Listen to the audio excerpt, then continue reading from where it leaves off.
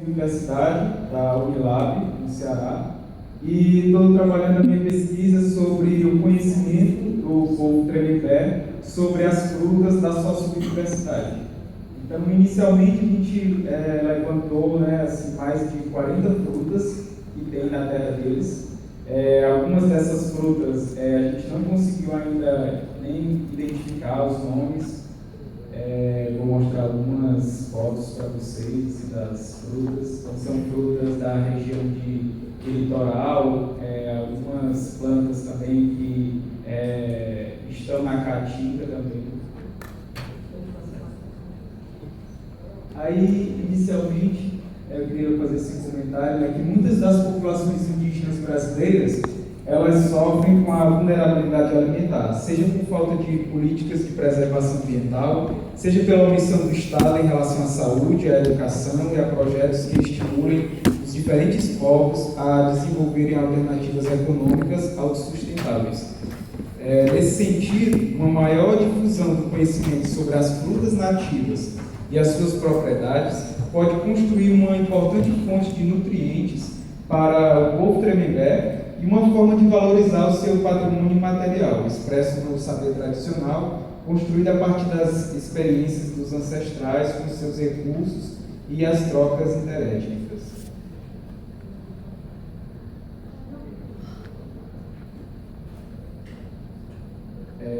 Então, as primeiras referências aos Tremembés datam do século XVI. Os jesuítas eles começaram a estabelecer aldeamentos em território cearense no século XVII, paralelamente ao processo de concessão de Seis Marias da zona costeira.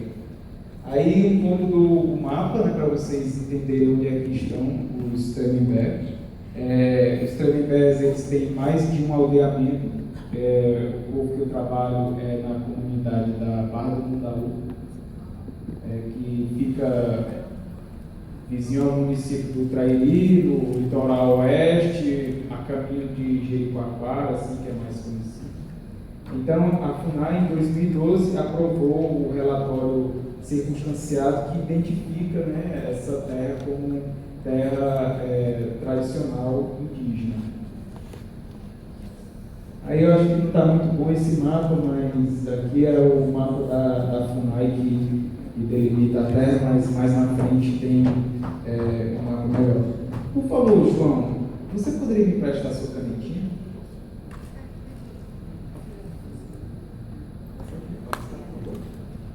Pode ir passar.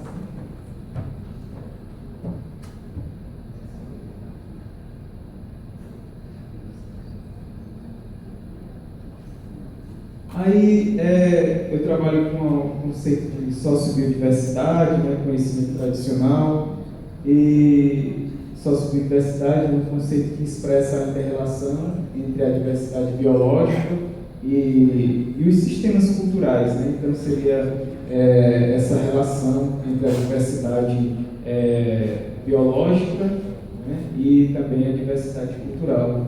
Eu coloquei essa foto aqui, que é a foto da cata do batiputá.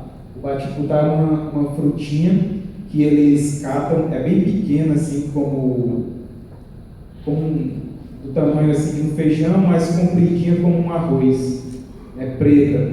Então aqui, eu achei interessante essa foto, que mostra que eles fazem renda também, como outras comunidades do litoral. E aqui eles estão pilando o batiputá para poder fazer o óleo, extrair o óleo da semente. Então, na época do batiputá, que é um período de frutificação bem curto, a comunidade sai 4h30 da manhã para catar o batiputá, traz para esse ponto de apoio que tem lá na comunidade, e aí eles fazem coletivamente o óleo do batiputá, que é um óleo medicinal para eles, e aí também é uma fonte de renda para a comunidade.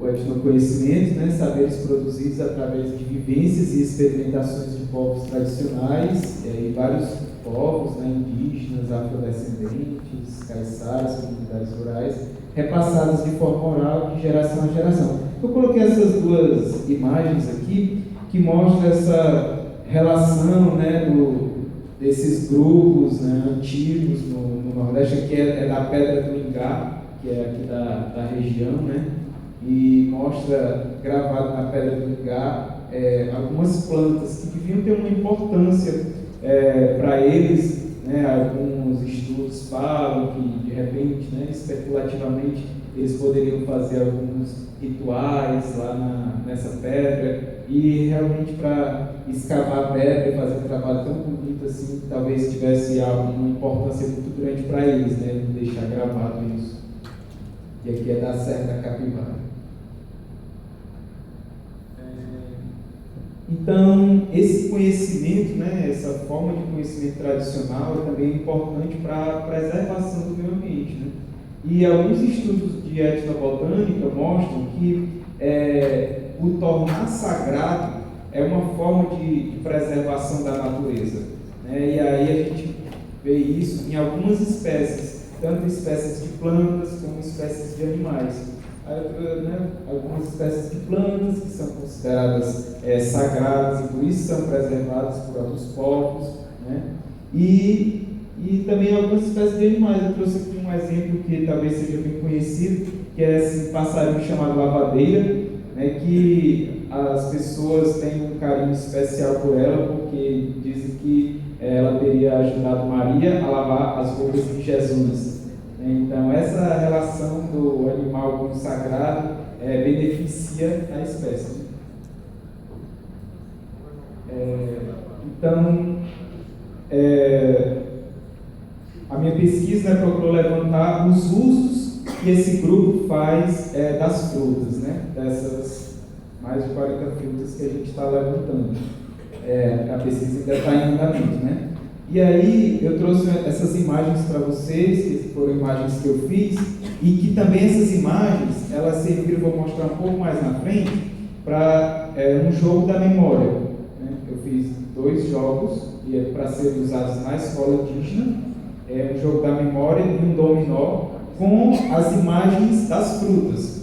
Porque o que os mais antigos falam, né? Essas frutas são frutas da época da fome. Então a gente andava no mato, não tinha o que comer, né? Aí comia as frutas. Então isso fazia também com que a gente tivesse conhecimento dessas frutas. Então a gente conhecia, sabia onde era que tinha aquelas determinadas frutas, passava lá, comia quando era a época, conhecia a época que dava cada um.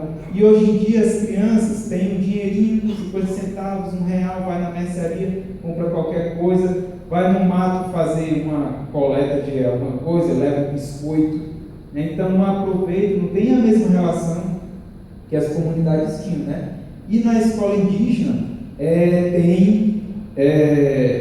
eles têm uma disciplina que é de educação especial, uma educação voltada para a cultura deles. Então esse trabalho com os jogos também ele vai enriquecer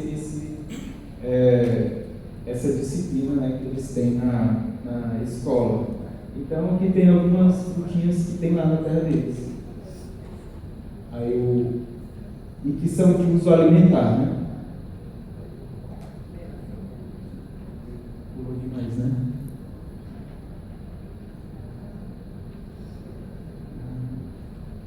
Então, aqui o Murici Pitanga e o Murici comum, né? Então, lá eles têm 2 tipos de Murici. Esse aqui, você vê que esse de cima tem uma coloração diferente, é mais avermelhadinho. Mamão de cabra, goiabinha de jacu, não dá para ter a ideia, mas ela é bem pequena, assim, do tamanho de menor que uma azeitona. O grão de galo, que é uma frutinha que se abre, então tem uma polpa branca e pode comer.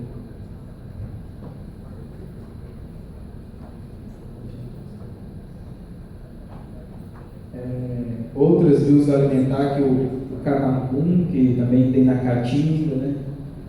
O araticum, o melão caetano, que além de uso alimentar também é medicinal. Aqui eu coloquei essa frutinha que eu não identifiquei ainda, não sei o nome. Geralmente eles chamam as frutas que não sabem o nome, tem um nome genérico que é mata-fome. Então é muito comum você dizer, que frutinha é essa? É um mata-fome.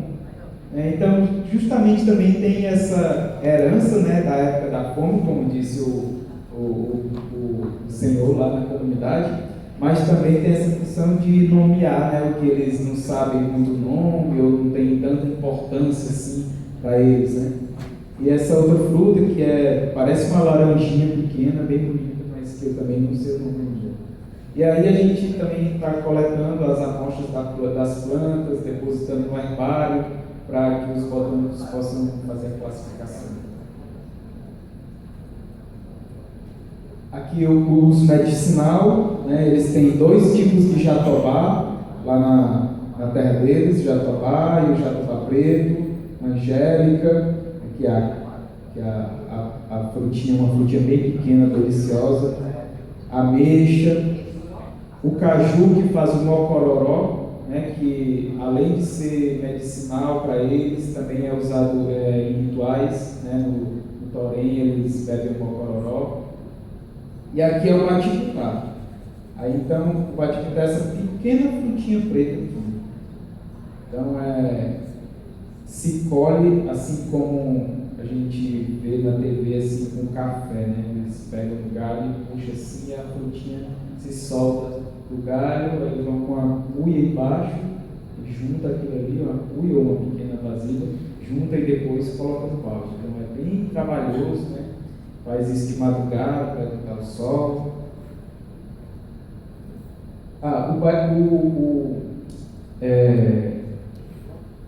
O que faz com o caju, né? Também tem um jeito, pode deixar, o jeito que é o caju azedo, né? Então, isso foi um trabalho, um pouco do trabalho que a gente fez lá na escola, né, que é um trabalho de retorno para a comunidade, daquele saber que a gente está pegando lá com eles, né? Então a gente está pegando esse saber na comunidade e aí com essa preocupação de dar um retorno para a comunidade desse conhecimento deles, que a gente está sistematizando, né? Então o conhecimento é da comunidade e a gente apenas sistematiza isso, né? E aí a gente tem essa preocupação de tentar voltar para eles esse conhecimento e como forma também de agradecimento, né?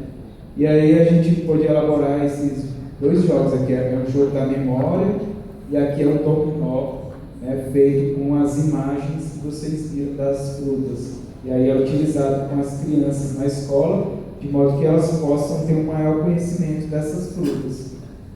Aí também outra coisa que a gente fez foi um curso de etnobotânica com os professores e algumas lideranças da comunidade, 20 pessoas participaram, e isso foi muito interessante para fazer com que a comunidade ela compreendesse, né, o que a gente está fazendo lá na comunidade e também isso desse uma maior aceitação, né, ao nosso trabalho na comunidade também. Então, não é só chegar lá na comunidade, depois de fazer tudo, está aqui a minha dissertação, entregue num relatório, né, onde eles vão guardar nas gavetas.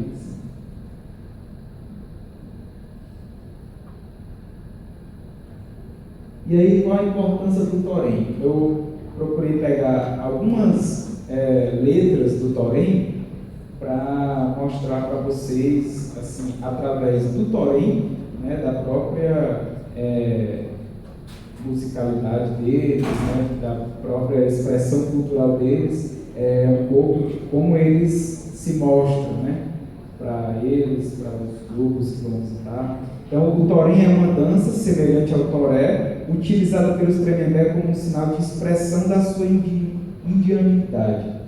É realizado com reverência, né, e de forma ritualística. Então, é uma dança circular. No meio tem um atabaque, eles usam alguns instrumentos como maracá e usam algumas ervas para fazer limpeza, né, no início do ritual também. E aí é um grupo de crianças dançando Torém Tem um mais velho aqui orientando, geralmente tem um puxador do torém, né? Aquele que vai puxando as músicas e tal, e animando.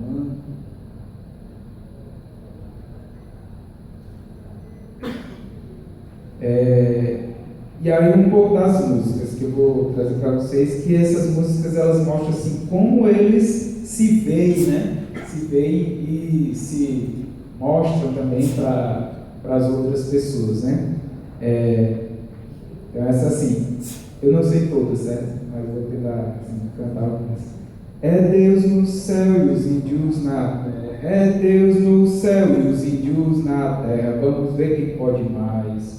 Então, no começo sempre tem essa coisa de animação, né? Porque o torém ele é usado para animar os momentos de luta, né? Também um ritual, né?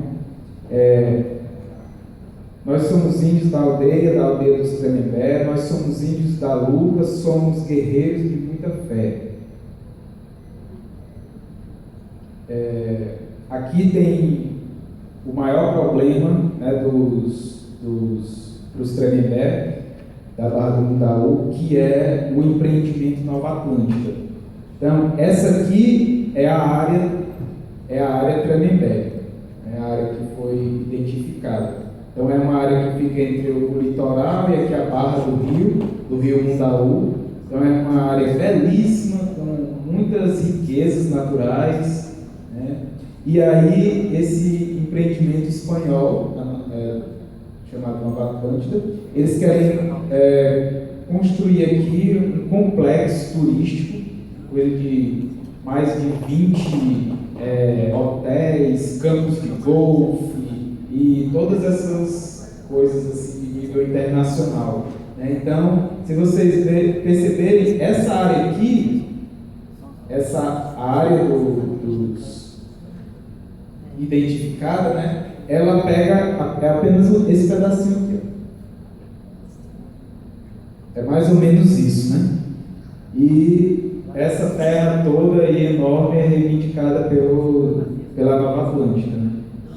E aí já teve vários conflitos na comunidade pela Nova Atlântida, né? Alguns da comunidade não indígenas trabalham em alguma atividade da Nova Atlântida, então isso cria conflitos, né? Porque apesar de ser não índio, mas são vizinhos, são parentes, estão lá, né, na comunidade, então é uma relação que já teve muita tensão.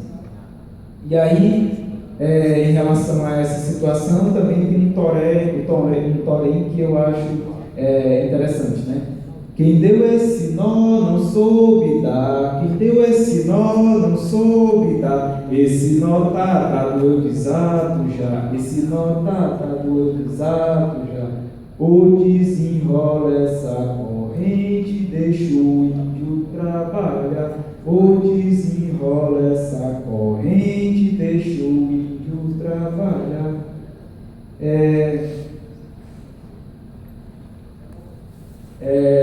Um segundo,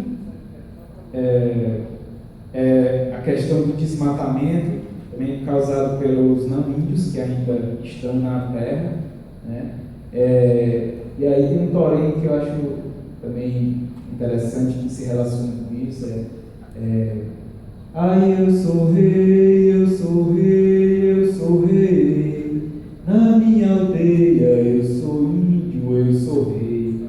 Então, né, eles cantam já tradicionalmente um torém como esse, né, onde eles são rei na terra deles, mas eles veem essa terra, o mato do Murici, né, deles sendo devastadas, queimadas, né, muitas vezes por pessoas que são consideradas parentes e que são parentes de sangue, né? Então lá vizinho e tal, que estão queimando essa terra. Várias denúncias foram feitas para IBAMA, Ministério Público e tal, mas é uma situação bem difícil. Essa foto é recente, está, né? Bem assim mesmo agora.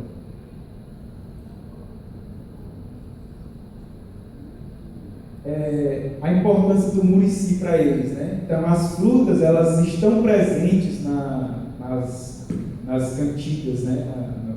do torém. Então, sou tremembezinho das matas do Murici, sou tremembezinho das matas do Murici. Aqui eu nasci, protegei Pai Tupã as matas do Murici. Mostra a importância, né? Lá é bem assim, mata fechada mesmo de Murici. Nós somos índios Tremembé de São José e Buriti, que são as duas comunidades que estão dentro da área indígena. Nós estamos reunidos para a festa do Sagrado Murici, né? Então é uma fruta que é sagrada para eles, né? Assim está cantado no Torém. Sacode para cá, sacode de lá, nós vamos fazer o nosso óleo, vamos fazer o óleo do nosso baticutar. Aqui é a cata do Murici.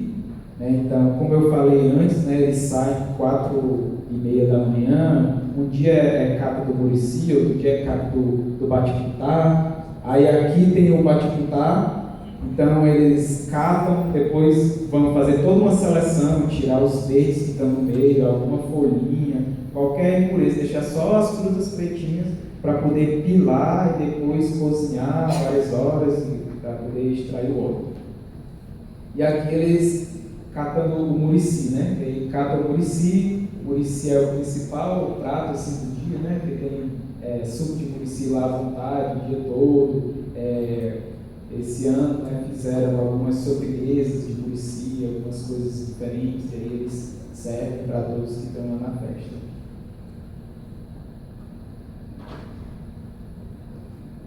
Tem uma liderança indígena que tem lá, a Adriana. Aí ela vai na festa, né, catando o Murici. Vocês veem que aqui o Murici, antes de catar, tem algumas sementinhas verdes no meio que eles tiram todas. E aqui é o óleo do Batiquitá, né, que para eles é muito medicinal, assim, serve para tudo, cura tudo.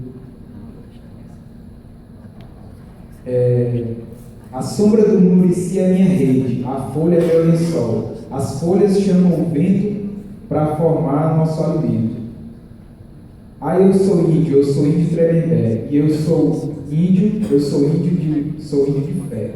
Tremembé na mata apanha Murici. Aí dá para colocar esse um curto videozinho. Voltou. Onde tinha aquela meninazinha, se você clicar em cima no vídeo.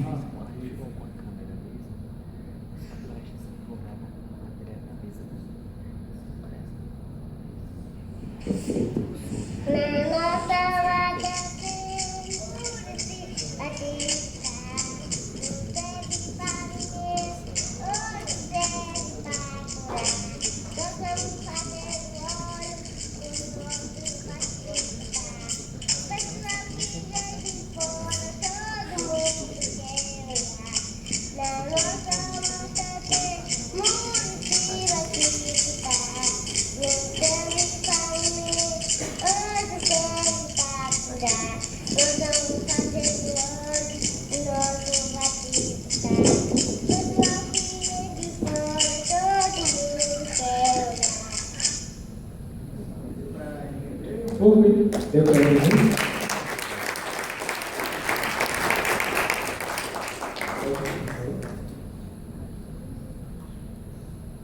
Então é isso, gente. Obrigado.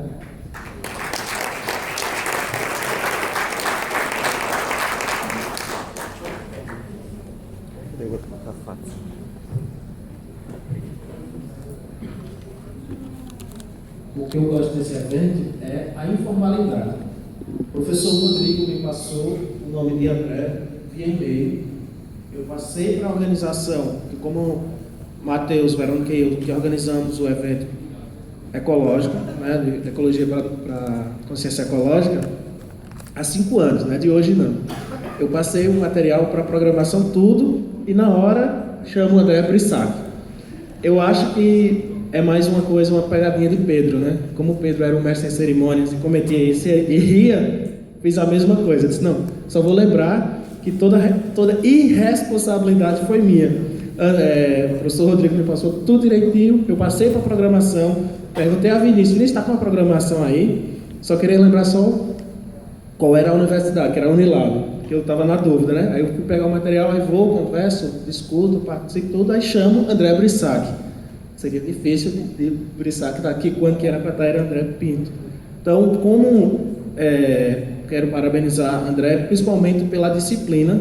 Tanto André quanto o João pegaram a palestra muito atrasada. Por quê? Porque o palestrante primeiro começou com 45 minutos depois.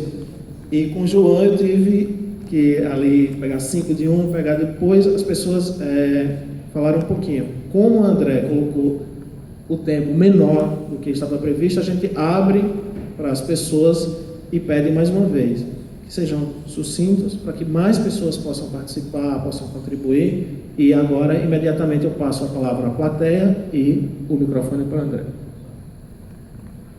Como eu cheguei atrasado, eu queria que ele fizesse só um resumo que seja ecologia e o que ele apresentou aqui. Ele não falou exatamente de ecologia no sentido lato da coisa, ele falou de uma experiência que ele está fazendo do mestrado dele, mas eu vou falar a palavra dele porque eu também não sou o assessor dele, ele fala melhor da própria pesquisa. Eu falei um pouco sobre a relação, né, do grupo indígena que eu estou trabalhando com as frutas que tem na comunidade deles, frutas do mato, né, e que tem uma importância para a cultura deles. Então, André, tem alguém falando? Eu queria me colocar assim, o Brasil tem vaga para tudo, né?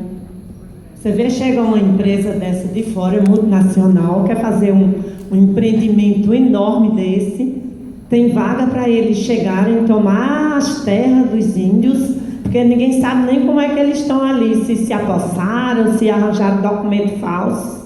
Quer dizer, os índios que vivem numa comunidade, num país que é de índio, que a gente sabe que o Brasil, nossos moradores, os primeiros moradores eram os índios, né? E eles chegam e vão terminar expulsando os índios de lá.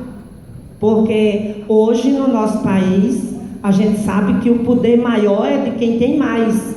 Lei parece que não existe, porque os índios eram para viver muito bem e não ter intermediário de fora não, para fazer empreendimento do nível que você mais ou menos falou. Obrigada.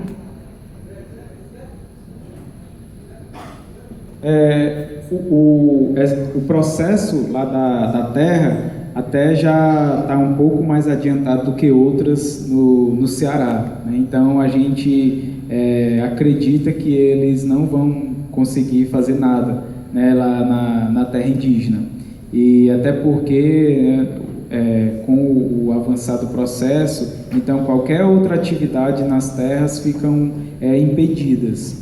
Então, o que eles fazem mesmo é pressão psicológica, né, algumas agressões contra os índios, mas efetivamente ocupar a terra eles não ocupam mais, pelo menos. Bom dia, André. Eu trabalho com a área de saúde, então me chamou a atenção o que você falou no começo, que foi sobre a questão de alimentação, e uma das questões que a gente vê dos povos indígenas é a mudança dos hábitos alimentares, levando a problemas que são mais nossos, como obesidade, diabetes. E aí eu queria saber se dentro do seu trabalho, com a pesquisa dessas frutas, você procurou ou tem alguma vertente para ver as questões de como essa nutrição afeta a saúde do povo, vitaminas, o que é que tem de aproveitamento com essa pesquisa?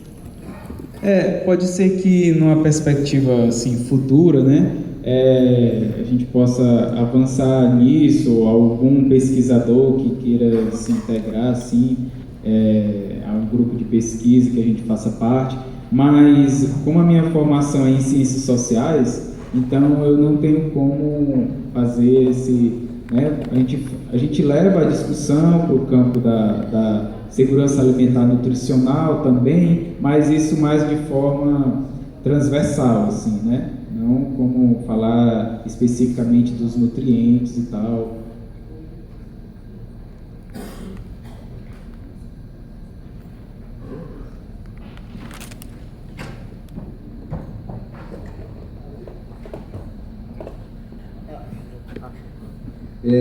Só gostaria de acrescentar, assim, em relação à sua pergunta, né, dessa empresa Nova Atlântida, dizer assim, porque eu trabalho no Ministério Público Federal, lá no estado do Ceará, e justamente desde 2005 tem tido um acompanhamento desse problema, né, porque essa empresa, ela, por volta de 2004, iniciou atividades ali naquela região, e justamente a partir da demanda colocada pela comunidade indígena, então o Ministério Público Federal entrou com uma ação civil pública buscando impedir a implantação desse empreendimento. Uma ação civil pública contra a empresa e contra a SEMAS, que é o órgão ambiental que havia licenciado aquele empreendimento. E, felizmente, desde 2005, então foi emitida uma liminar favorável aos indígenas e a empresa, primeiramente, foi impedida de implantar esse mega empreendimento aí, absurdo completamente, quer dizer, tendo presente que se trata de um território tradicional indígena. Então, pela nossa Constituição, né, os índios têm direito ao uso e usufruto exclusivo das terras tradicionalmente ocupadas por eles. Né? Então, nesse sentido, né, não tem cabimento legal nenhum. Né? E, felizmente, essa liminar foi concedida, então a empresa não pôde começar a construir nada. No entanto, esse processo ele ainda, então a empresa recorreu na segunda instância, tribunal, aí houve várias decisões que continuaram confirmando, né, aquela primeira liminar, então favoráveis aos povos indígenas, e só que ao mesmo tempo a empresa continua como que marcando presença, como o André falou, de uma forma assim, buscando dividir a comunidade, buscando contratar algumas pessoas, entende? Trazer assim aquela ilusão, não, vocês vão ter empregos excelentes, aqui vai ser um novo Cancún, vai ser uma maravilha, né? Sendo que a gente tem até notícias, chegou a sair na imprensa, assim, de que tudo isso estaria relacionado, inclusive, à lavagem de dinheiro, assim, problemas enormes, né? E, na verdade, então eles ainda têm esse, digamos assim, continuam dificultando a organização da comunidade, né? Mas a gente percebe ao mesmo tempo essa resistência indígena, né? Então eu queria ressaltar isso, né? Quer dizer, eles, apesar, digamos, de toda uma pressão de dinheiro, né, de violência, de inclusive ameaças, eles continuam se organizando e aí conseguiram que a FUNAI, né, realizasse o GT, o grupo técnico para a identificação do território, como foi colocado aqui, né, e nesse ponto, então, mais adiante, esse foi ano passado, então saiu a portaria declaratória assinada pelo ministro da Justiça, então declarando essa terra como terra indígena. Então, a partir daí, né, realmente a gente está mais tranquilo, assim, no sentido de que realmente esse direito, né, do povo indígena Tremembé será respeitado e o território tradicional deles, né, será preservado.